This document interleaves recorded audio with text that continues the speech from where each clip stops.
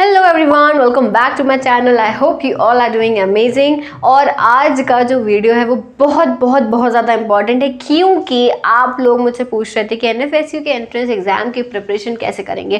तो आज के इस वीडियो में हम डिस्कशन करने वाले हैं that how to prepare for NFSU entrance examination.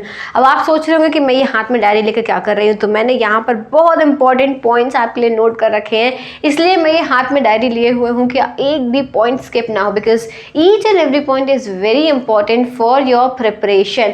So follow this strategy, और अगर आप इसको फॉलो करते हो तो आपको डेफिनेटली बहुत आसानी होगी एनएफएसयू के एंट्रेंस एग्जाम को क्लियर करने में। चलो स्टार्ट करते हैं वीडियो को। और सबसे पहला पॉइंट इस वीडियो में ये आता है। पहला पॉइंट क्या है? Know your exam pattern. सबसे इंपॉर्टेंट, बहुत सारे बच्चे ऐसे होंगे कि हमने फॉर्म भी डाल दिया, हमने सब कुछ कर दिया, but we are not aware about the paper pattern which is the most important thing. तो मैं आपको पेपर पैटर्न बता देती हूँ। पेपर पैटर्न बड़ा ही सिंपल सा है।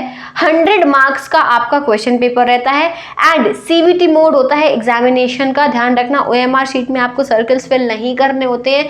सीबीटी मोड में आपका एंट्रेंस एग्जाम कंडक्ट किया जाता है। तो 100 मार्क्स का क्वेश्चन होता है, क्वेश्चन पेपर आपका 100 मार्क्स का होता है, 100 क्वेश्चंस होते हैं, ठीक है। That means obviously 1 mark for 1 correct answer. और एक क्वेश्चन दिमाग में आ रहा होगा, नेगेटिव मार्किंग होती है क्या? तो हाँ, नेगेटिव मार्किंग होती है।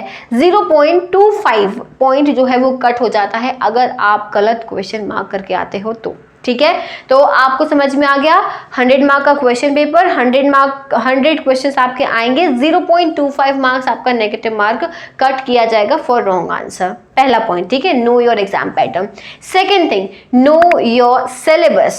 सिलेबस के बारे में बहुत इंपॉर्टेंट है जानना कि भाई हमारे सिलेबस में आएगा क्या। तो एक बहुत इंपॉर्टेंट चीज मैं आपको बता दूं कि देखो, आपके सिलेबस में जब हम एमएससी फॉरेंसिक साइंस की बात करते हैं तो physics, chemistry, biology and basics of forensic science, ये आपके सिलेबस में मेंशन है। लेकिन ये कोई भी नहीं बताएगा कि इन चारों में से मेजर हम किस पे फोकस करें। आपके दिमाग में यही क्वेश्चन रहता है कि मैम ये तो हमें भी पता है, जो एनएफएसयू का ब्रोशर आया था उसमें लिखा हुआ था कि physics, chemistry, biology, basics of forensic science आना है, तो इसमें क्या खास है? खास बात ये है बेटा कि आपको फोकस करना है फिजिक्स में, क्योंकि फिजिक्स का जो है बहुत ज्यादा पार्ट आता है, ठीक है।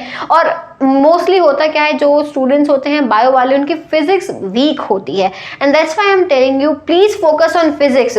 फिजिक्स पे फोकस करना, क्योंकि फिजिक्स सबसे ज्यादा आती है। फॉरेंसिक साइंस पे फोकस करने की बिल्कुल जरूरत नहीं है, बहुत ही बेसिक फॉरेंसिक साइंस आपसे पूछा जाता है। तो अगर आप बीएससी फॉरेंसिक साइंस करके आ रहे हैं उतना आपको आता होगा, और अगर आप उस फील्ड के नहीं हो, फॉरेंसिक साइंस की फील्ड के, तो फिर आप आराम से मेरे जो वीडियोस हैं, जो लेक्चर्स हैं, basics of forensic science, introduction हो गया, क्राइम सीन मैनेजमेंट हो गया, तो ये सब पे मेरी प्लेलिस्ट बनी हुई है, वो आराम से देख लेना, उनसे पढ़ लेना, that is more than sufficient, ठीक है। तो फिजिक्स पे आपको बहुत फोकस करना है क्योंकि फिजिक्स ज्यादा पूछी जाती है। फिर सेकेंड नंबर पर आती है केमिस्ट्री। केमिस्ट्री भी बहुत पूछी जाती है, मतलब फिजिक्स के बाद केमिस्ट्री आएगा। तीसरा है बायोलॉजी, ठीक है, बायोलॉजी भी आता है आपको, वो भी पूछा जाएगा। और लास्ट में जिसकी क्वांटिटी सबसे कम रहती है, सबसे कम क्वेश्चंस आते हैं बेसिक्स ऑफ फॉरेंसिक साइंस के, ठीक है। तो आपको समझ में आ गया, सबसे पहला फोकस फिजिक्स पे देना है, सबसे ज्यादा फिजिक्स आती है, फिर केमिस्ट्री, फिर बायो, और लास्ट में आपका आता है बेसिक्स ऑफ फॉरेंसिक साइंस। समझ में आ गई बात। और फिजिक्स वीक है अगर आपकी, तो उस पर बहुत अच्छे से फोकस करना स्टार्ट कर दो। तो ये सेकेंड पॉइंट था, मोस्ट इंपॉर्टेंट पॉइंट था, जो आपको कोई नहीं बताएगा कि हमें किस चीज पर फोकस करना है, ठीक है। तीसरा पॉइंट जो हमें याद रखना है, अब हमने पढ़ लिया, प्रिपेयर योर शॉर्ट नोट्स। पढ़ते जाओ, शॉर्ट नोट्स बनाते जाओ, ठीक है। एनसीईआरटीज पर फोकस करो, शॉर्ट नोट्स अपने बनाते जाओ, जिससे कि at the end of the day आपको रिवीजन के लिए वापस किताबों में ना ढूंढना पड़े। You can revise with your own prepared short notes, ठीक है। तो तीसरा पॉइंट ये, अपने शॉर्ट नोट बनाने, आपको पेपर लेना है, ब्लैंक पेजेस लेने हैं, पॉइंट्स लिखते जाने हैं, जिससे कि एट द एंड जब आपको बिल्कुल ही 10 दिन बचेंगे एग्जाम के, तो आपको रिवीजन करने में आसानी हो, ठीक है। Fourth important point is now complete your syllabus at once. एक बार पूरा सिलेबस कंप्लीट कर लो, कुछ भी छोड़ो मत, ठीक है, कुछ भी मत छोड़ना। पूरा का पूरा सिलेबस जो है वो बहुत अच्छे तरीके से पूरा का पूरा कंप्लीट कर लेना एक बारी में। फिजिक्स, केमिस्ट्री, बायोलॉजी और फॉरेंसिक साइंस सारा कंप्लीट करना है आपको, ये एक पॉइंट याद रखना है। नेक्स्ट पॉइंट आपको याद रखना है, for practice give mock test and solve sample papers. ये बहुत इंपॉर्टेंट है कि आप मॉक टेस्ट लगाएं, आप सैम्पल पेपर सॉल्व करें।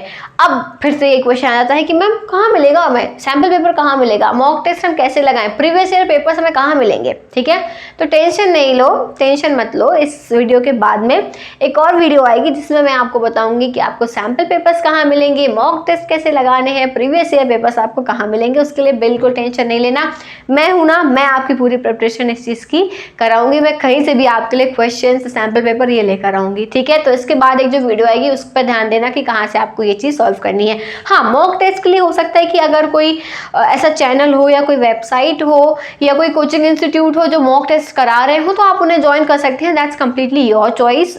I don't have any problem with that, but for previous year papers and sample papers I'll arrange them for you guys. Okay, now next point is do analysis to know your state. भाई आप जब mock test लगाओगे, sample papers लगाओगे, previous year paper solve करोगे तो आपको ये समझ में आ जाएगा कि यार मेरे से ये वाला क्वेश्चन नहीं बन रहा था, मेरे से फिजिक्स का क्वेश्चन ये नहीं बन रहा था, मतलब ये मेरा कॉन्सेप्ट जो है that is not completely clear to me, so I need to focus on that concept and this concept is completely clear. I can solve all those questions from this particular concept, so I don't need to give much time on this. So focus, do analysis and always focus on the topics in which you are weak, your weak points. Okay, so मेरा next point यही है, do revision after knowing your weak and strong point.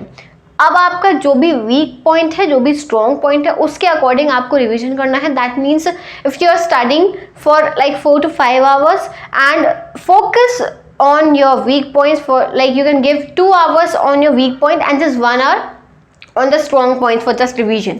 ठीक है भाई, आप ज़्यादा से ज़्यादा टाइम दो जो आपका वीक पॉइंट है, कम टाइम दो जिसमें आप स्ट्रॉन्ग हो, आपको पता है ये तो मेरे से बन जाएगा. ठीक है, so do revision after knowing your weak and strong points. ये समझ में आ गया. सो आई थिंक ये सारे पॉइंट्स मैंने कवर कर लिए हैं. सबसे पहला है know your exam pattern, second is know your syllabus, third is prepare short notes, then complete your syllabus once, then for practice give mock test, solve previous year question papers. Next is do analysis to know your state and last point is do revision after knowing your weak and strong points. ठीक है, तो ये कुछ important points है जो आपको मालूम होना चाहिए. इनके ही अकॉर्डिंग आपको अपनी प्रिपरेशन करनी है. आई होप कि आपको ये समझ में आ गया होगा, ये वीडियो आपको हेल्पफुल लगा होगा. और अगर इतना वीडियो देख ही लिया है तो सब्सक्राइब कर दो यार, और वीडियो को शेयर करना, लाइक करना, कॉमेंट में आप अपने डाउट्स मुझसे पूछ सकते हो. साथ ही में आप नोटिफिकेशन बेल आइकन को प्रेस कर लेना. जो भी अपडेट्स रहते हैं NFSU, CUET, FSET के रिगार्डिंग तो मैं सारे के सारे इसी चैनल पर देती हूँ. साथ ही में फोरेंसिक साइंस के लेक्चर्स भी आपको यहीं पर मिलते हैं. So thank you so much everyone, all the very best for your examination. Take care, bye bye.